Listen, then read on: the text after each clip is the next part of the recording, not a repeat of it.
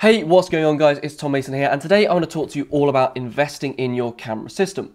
Now recently there's been some exciting kind of announcements in the camera world. For me as a Nikon shooter, the D850 is the one that I'm well excited about. You know, brand new full frame camera, 45 megapixels, great FPS, 7 frames per second to 9 frames per second, ISO performance that's going to be really top notch. Just a camera that, to be honest, a lot of pros are going to just go for. And myself, I'm certainly going to be adding one to the bag in the near future, and I'll definitely do a review on this channel.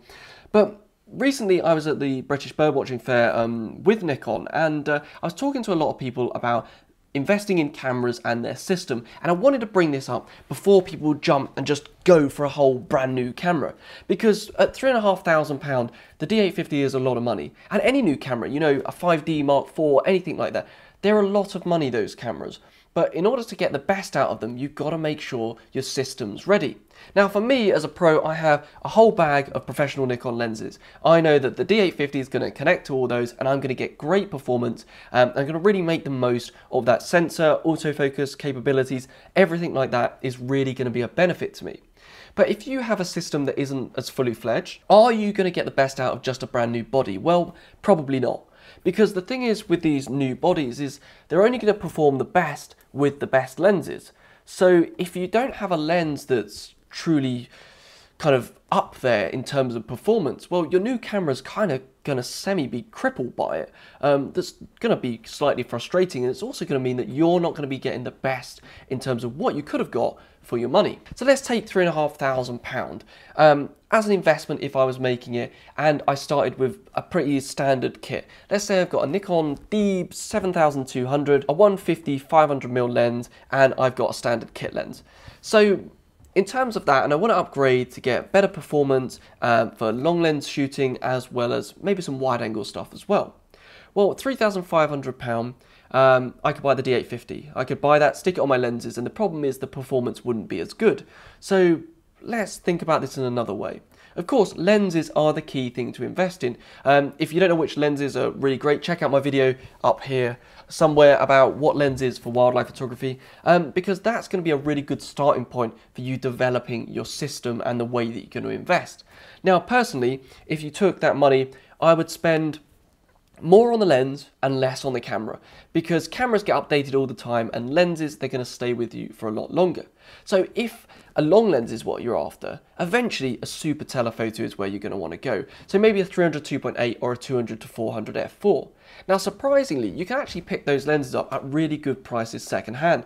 You can get the 200 to 400 f4 for around £2,500, and you can get the 300 2.8 for a similar 2,700, 2,750. And they are stunning in terms of what they offer. Excellent aperture to get nice bokeh, excellent autofocus speed, and of course they are built like tanks, and they are super sharp. They're going to be a real benefit because your optical quality is the key to getting the best of your image quality. So if we invested some of the money in that, we'd take £3,000, and let's take £2,500 off for that lens, the 200 400 f4. Well, you've got £1,000 left still. Now, if you were to sell your current lens, your 150 500, you might get another £400, something like that, and then you'd be easily in the realms of being able to purchase something like a Nikon D500. Now, a Nikon D500 has the autofocus that's exactly the same as the D850. The ISO performance is fantastic, up to 12,000. And quite honestly, it's a brilliant camera for action, sports, wildlife, everything like that. The performance, 10 frames a second, it is truly brilliant. And up until the D850 was launched, this was the camera that every wildlife photographer wanted. So just because the D850 is out, why is this suddenly not worth it anymore? Of course it's not. And the best thing is, because a load of people is going to upgrade to these are going to be a little bit cheaper. And already you can find a Nikon D500 secondhand for around about £1,400. That's going to be perfect for your budget. That means for £3,500, you're actually going to be able to buy a super telephoto lens that's going to give you far better performance in terms of optics, quality, aperture, autofocus, everything like that, as well as a top performing, top spec body. That means your system is going to have had a massive boost in terms to what you're going to get out of it. Now, of course, if full frame is definitely what you want to go for, well, with the 850 coming out, of course, there's going to be a lot of Nikon D810s that are going to hit the second-hand market. You can already find them for £1,600. So maybe saving that little bit extra up and buying a D810 is going to be an even better option, because then you're going to get the full-frame camera, better dynamic range, better megapixels and stuff like that. You know, a fantastic camera for landscapes, wildlife, and to be honest, the flagship Nikon standard for the last couple of years that loads of pros are still going to be using well into the future. So you're not buying something that isn't very good. And that's just what I wanted to bring up today, because, you know, in terms of investing in cameras, you've really got to think long term. Don't just go, oh God, look at all those new features, I've got to have it.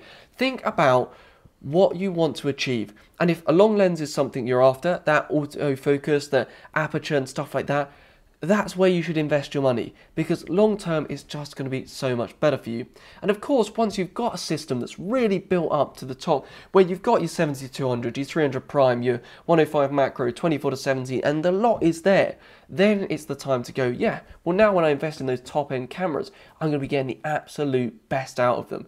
And that is how you're going to get the best in terms of all worlds for your own photography. Now, I hope you found that interesting today. It was just a few thoughts on camera systems, everything like that, because with a lot of people kind of upgrading, I just wanted to give some advice for how I would invest my money if I was starting again or looking to go for those higher spec quality bodies and lenses. I hope you found that useful. What are your thoughts? Are you just well excited for the Nikon D850 and just going to buy one no matter what? Or are you stoked because you now think you're going to have the chance to get a D810 pretty cheap and stuff like that? I mean, whatever it is, it's going to be well exciting, because the features that are going into this are certainly going to trickle down in the future to, you know, the lower spec cameras, everything like that. So, you know, it is a pretty exciting time. Can't wait to get hold of a D850 myself to add to my system.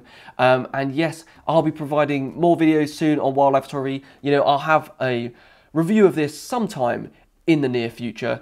But until then, remember to like and subscribe to the channel for more wildlife photography videos. And if you've got any questions, anything like that, you want some advice on gear, drop it in the comments below. I'll get back to you and I'll join you again soon.